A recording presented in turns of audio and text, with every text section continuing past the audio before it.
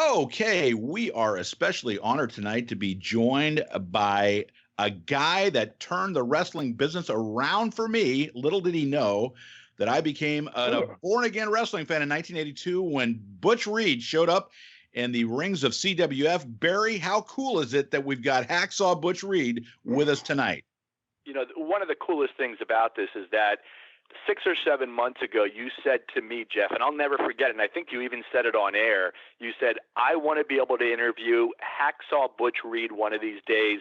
Lo and behold, our good friend Nick Massey, who is running Mark Out at the Meadowlands April the 7th in Secaucus, New Jersey, has got Butch Reed, Hacksaw Butch Reed, booked for this event, and we're very, very grateful Nick was able to get Butch with us. Butch, we are thrilled to have you here. Well, thank you, guys. Yes, very happy to have you. So, want to just touch briefly on a couple of things from your wrestling career. You were trained, as I understand, in the Central States area by Ronnie Etchison, correct? Yep, Stretcher Etch. Yeah, and so did you grow up? Did you grow up a stretch you? Yeah. Did you grow up a wrestling fan? That old man could stretch you too. If you didn't know nothing about wrestling, you find something out about it if he got a hold to you. So, did you grow up a wrestling fan?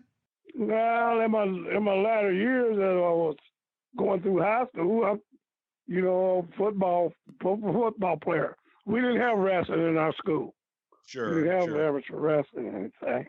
I mean, did you anybody on TV that you watched that you were a fan of, or just as you sort of matriculated to the sport? No, man, it was a couple of them. One was they all my guys, and it was Rufus Jones and Harley Race. They had a good what we call it, a good rivalry in the Central States area. Absolutely, the freight train, Rufus R. Jones. Down here in Missouri, Kansas, Nebraska area is the Central States. Yeah. So one of the guys that you teamed with early in your career was a guy that would go on and change his name, but you teamed with Gerry Roberts, who we would know better as Jacques Rougeau in the WWF. And if I'm correct, you guys were Central States Tag Team Champions at one point as well. Yes, we were. Yeah, he was Gerry Roberts, and he was a good partner. He was well versed in the business because he come from a wrestling family, the Rougeaus, out of Montreal. Sure. So then you make your way down to Florida around late '81, early '82. How did you get connected with Dory Funk Jr. and get brought into Florida under promoter Eddie Graham? Well, just let me tell you, promoter Eddie Graham, I was a Mecca territory. You get down there in Florida, you stepping up in the world just like, as you would step up in the world in New York, step up in the world over there in Louisiana with Bill Watts and his people over there. And I'm trying to think of the old blind man over there. He was a good man. You talking about Leroy? You talking about Leroy McGurk? McGurk. You got him.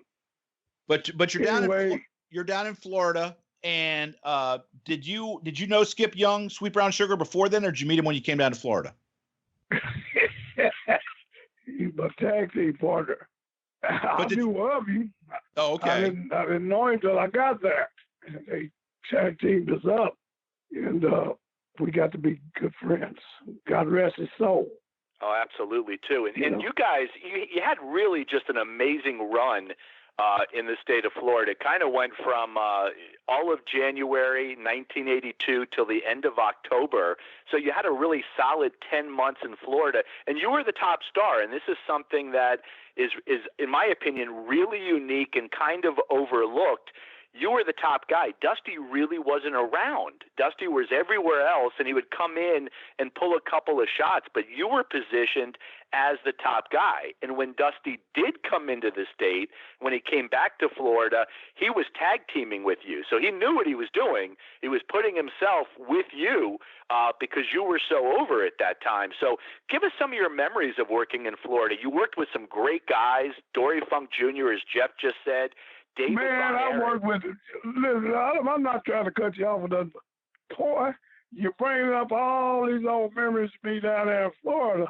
That's really where I got a real spark plug up my butt, as you say, as we can say. You know, Ric Flair, guys like Bruce Brody, John Studd, John Studd. Yeah. The challenge matches, the body slam challenge matches you had with Big John Studd, where you were the first guy to body slam him and win the money on television when he was managed by J.J. Dillon. Yeah, I was there. Well. Yeah. I think I did. Just being a go green kid back then. Them days, I was kind of greenhorn. That's a lot of big time action for me. You know? Oh, absolutely, yeah, too. And so you're in Florida, and you mentioned Ric Flair too. And there's a period there. There's 1 week where you wrestled Ric Flair 5 times in 1 week. So Flair came down, he did the entire loop, and you were basically married with him and getting the matches with him. But it looks like your time.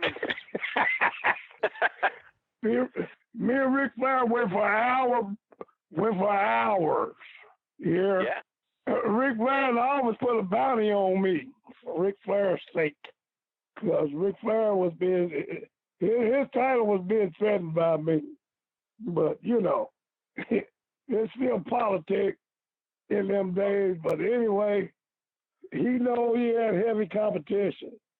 The whole NWA at that day, they knew that, you know, I was the man of that hour. I mean, I was a kid from off the block, come in and knock the chip off the big boy's shoulder. You know, so, you know, me and Ric Flair was all around the country, but I was down in Florida at that time, in Tampa, and we go around, you know, Kansas City, St. Louis, Chicago, you know, and we just kind of spread that joy around of some old kid fresh off the block just comes in and starts going hours with Ric Flair, you know, and like a threat and a real threat to the world championship about Ric Flair. So. Yeah, so one of the interesting things, too, and this goes back, is you were positioned as the top guy. Green kid, you know, first break, whatever it is, they gave you the top slot in Florida, and you ran with it, and you provided results. Because when you look at the houses that you were drawing, Florida the year before had maybe drawn 3,000, 4,000. You were drawing 5,000.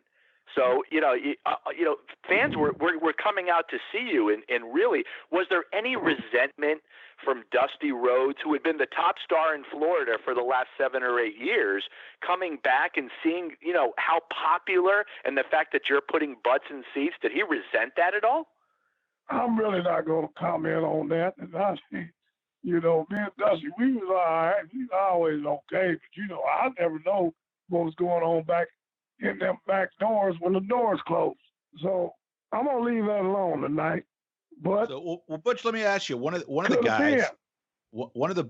guys that you worked with that we love talking about here on this podcast is when David Von Erich was in Florida, his incredible run as a heel in Florida. What are your memories of working with David when he was in Florida? David's an exceptional athlete. Yeah. He opened doors for his brothers. Okay. Sure. He was the big brother. You understand? About Kerry and Kevin. What's his name? Yeah, Kevin. The barefoot one. The barefoot one. Yeah, Kevin.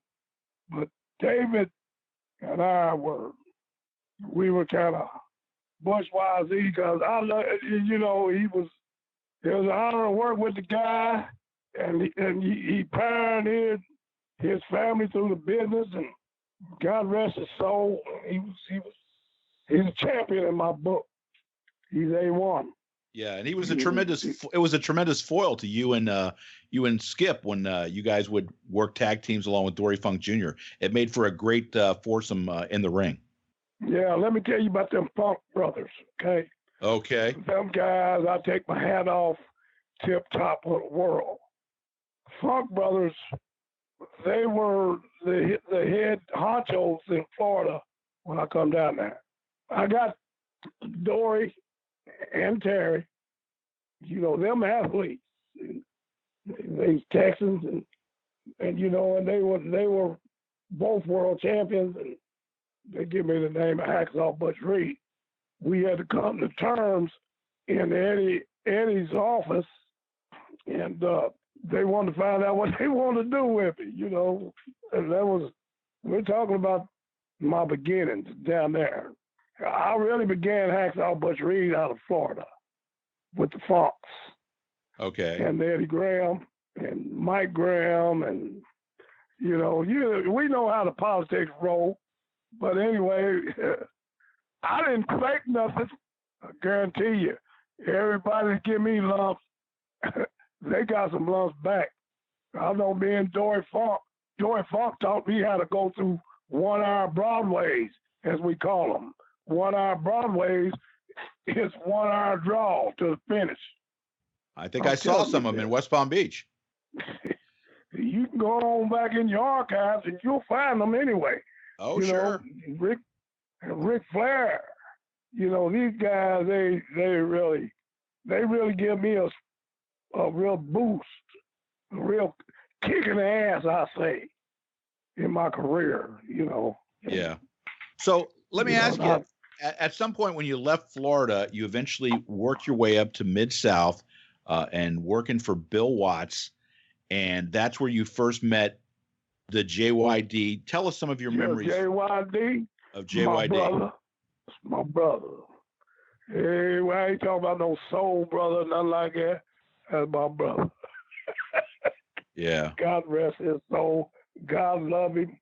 Hey, man, wouldn't be for him, y'all might not even be all that interested in Butch Reed right now.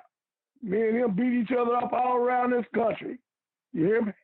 Sure. Just like Ric Flair and the Funk brother. I mean, for real, me and this guy, Sylvester Ritter's his name.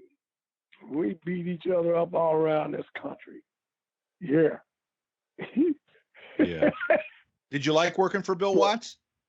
Yeah, Bill's all right. He's just old cheapskate like all the rest of them.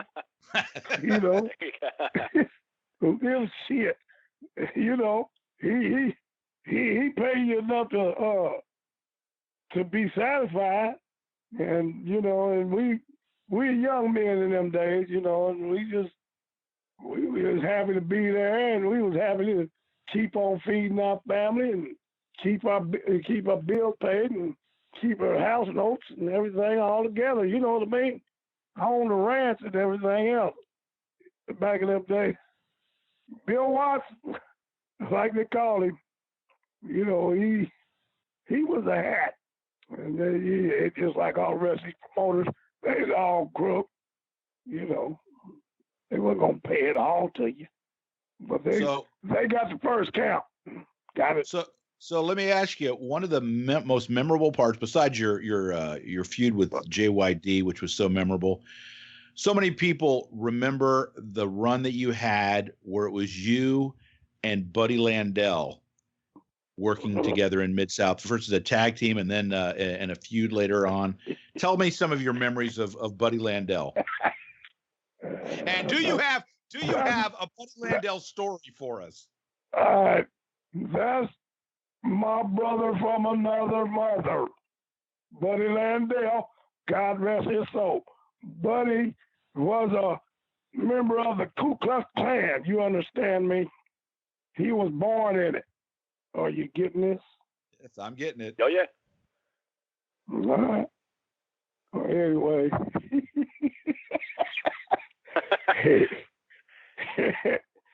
he was my brother from another mother.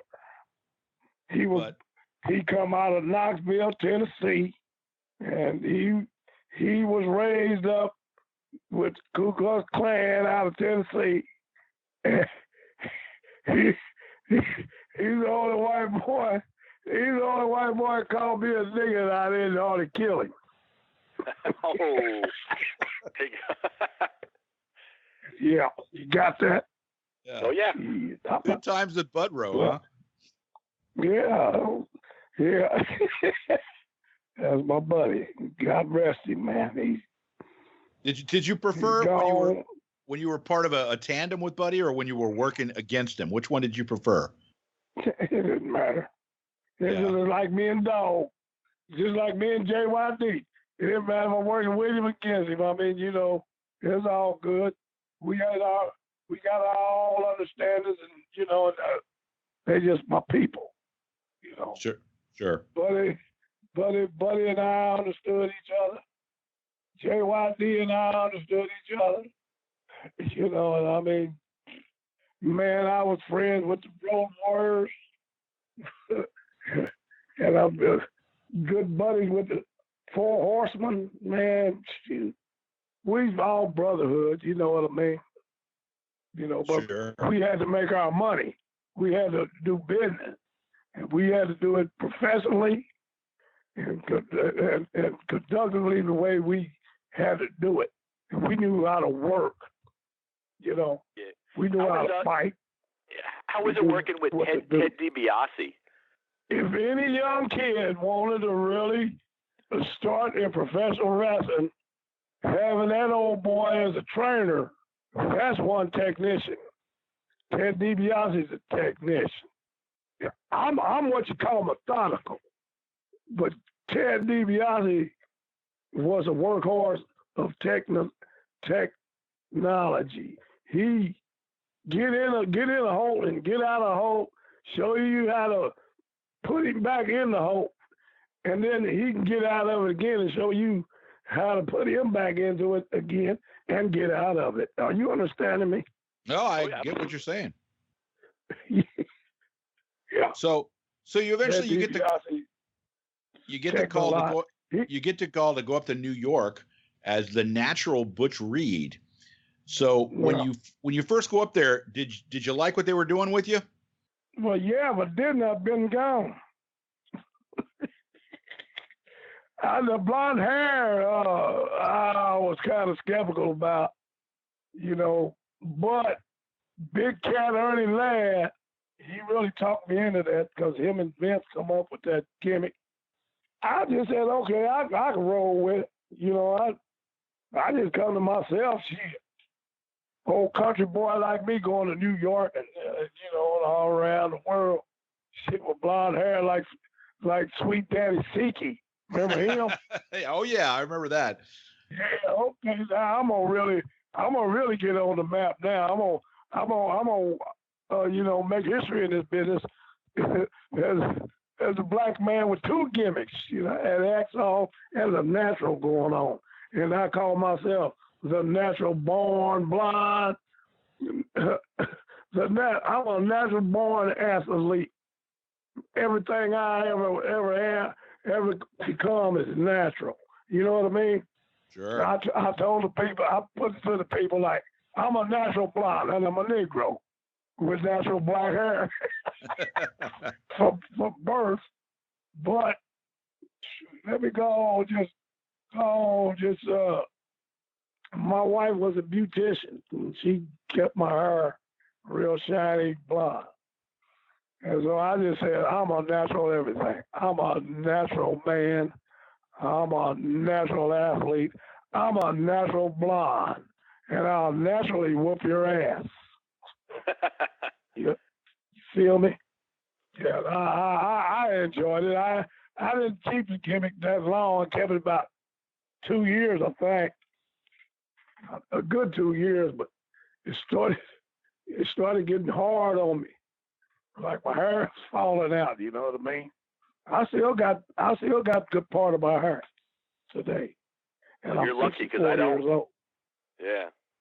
But that bleach blonde hair, you know, them chemicals, they will take your hair out.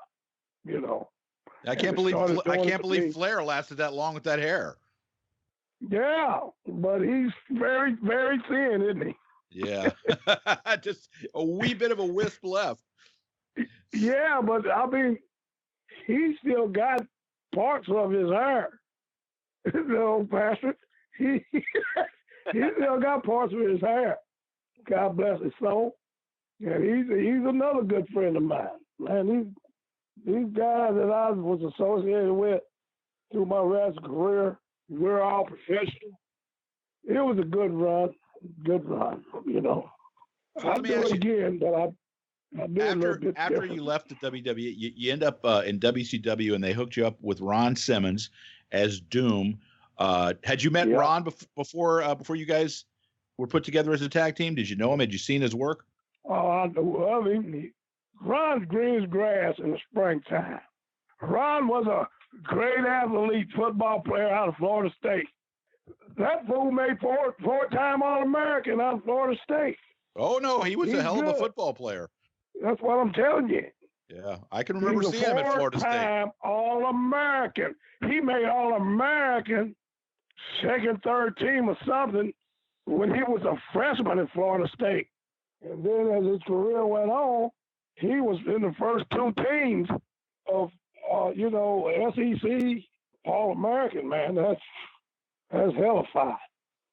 So while you were wrestling with Ron, I wanted to just ask you a question. I reached out to a friend of mine, and who's a big fan of yours, my friend Craig, and I asked him, what would you ask Butch? And one of the questions he wanted me to ask you, Butch, was who was your favorite opponent when you and Ron were working as Doom? Who did you like working with? Do you remember a favorite opponent? Yeah, I'm gonna tell you, Ron and I were tag teams, right? Yeah. We were Doom. But there's two favorites. I gotta tell you, Standard Brothers and the Road Warriors. Yeah, you had some great matches with both teams. We got a lot of rides. We got a lot of draw card from them guys, and also, my top three and the Four Horsemen. It depending on who it was. Really, with Flair and with Arn Anderson. I mean, not Arn, but Ole. Ole. Okay. Yeah, I just got to put it to you like that, dog. No, I get you. Thank you. You answered his question for me. That's my boys. I mean, made money with them, running around the horn with them. The Steiners, the Road Warrior, Hawk and Animal, with their manager. He's my buddy too. Paul Ellering. Can't think of his name. Yeah, Paul. Shit. Doggone right. Yeah, Paul Ellering, the old dog pusher up there in the Northwest. I didn't ever know he had a set of dogs. He pulled them dogs up there in those Iditarod, right? He does the Iditarod races. Paul Ellering. Right. There you go. Yeah. Right. Gotcha. So Butch, with your career, and you really had a great career. You were really in the two top promotions in the U.S., being the WWF, the NWA. You had a great run in the territories, whether it was Mid-South, Florida, Georgia, the Central States. What aspect of your career was your favorite? What did you really, really love? You really want to know? I do. All right, I'm okay. It's down there in the old Louisiana Bayou. Jeff. Mid-South. Working for the cowboy, huh? That's my second. Yeah, that's my second home, really. To tell you the truth. So anywhere I go down there in Louisiana, I'm not trying to cut you off. Anywhere I go down there in Louisiana, everybody gonna know. I'll be welcome. Anybody, damn near anybody's home. You hear me? Sure. That's the deal right there. And I've been confronted with the Ku Klux Klan and everything else down there between there and Texas, but Louisiana Baton Rouge, Shreveport, I don't care where I go, because I lived in both of them towns. But I'll be welcome anywhere in the state of Louisiana. I'll guarantee you that I know right now. Well, let me ask you a question, Butch. Know. One of the things that that Bill Watts was famous for back in the day was passing out fines to the boys. If you show up late to the arena, he issues you a fine. If you no show, oh yeah, you know. But Buddy Landel was famous for getting fined. Did Bill Watts ever fine Butch Reed? Nope. Never got fined. He fed the dog too. Yeah. Well, I'll whoop your ass, Watts. I'll come to your office, whoop your ass. You ain't paying no money now. I told him, you ain't paying no tough money now, you old bastard. And you gonna start trying to take some money from me because I'm a little bit late. And I was late sometimes.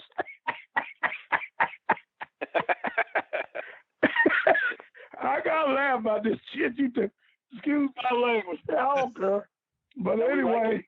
No, we like it actually. We encourage that. We want you to have a good time. We want you to curse.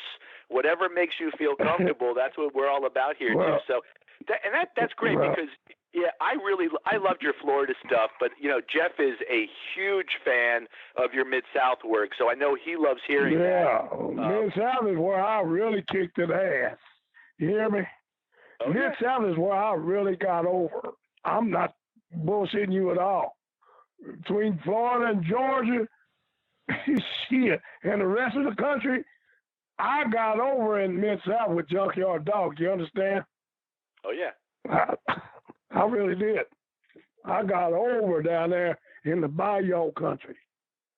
So, Butch, I have a question. This is going to be a sensitive question. This won't be as sensitive as the Dusty question, but it's going to be sensitive. Better barbecue, Kansas City or Texas? Fuck. Boy, don't get me cussing. My old lady, I'm a cowboy. All right, let me explain. I'm a cowboy. I'm a real cowboy. I'm a black cowboy from Missouri. You hear me? Oh, yeah. I'm a old bull or a steer wrestling champion and everything around this country up here. Okay? And Texas is cowboys, old shit. All of them do. You know, Texas is cowboy country, right? We're supposed to be, yes.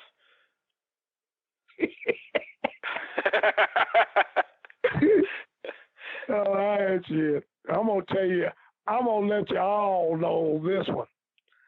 You know, if you ain't a cowboy, you ain't shit. Listen to me now. And I ain't seen nothing out of Texas with queers and steers and want to be cowboys. Now, which one is she? Yeah, got that? Sweet Lou. Got that? Yeah, I got it. I'm going to make sure Sweet Lou's got it. Sweet Lou, are you a cowboy? Well, I live in San Francisco, so I think there are more something else than steers. Yeah, well, here. We don't care. We don't care, dog. But anyway, you know, and all my people down there in Texas too. I got a lot of good friends down there in Texas. But my wife is she's a Missourian gone Texas. And I've always been a cowboy. I'm a Missouri cowboy, you know, for real. For real, I am. So the answer to that question, Kansas City barbecue is better than Texas barbecue. Am I right?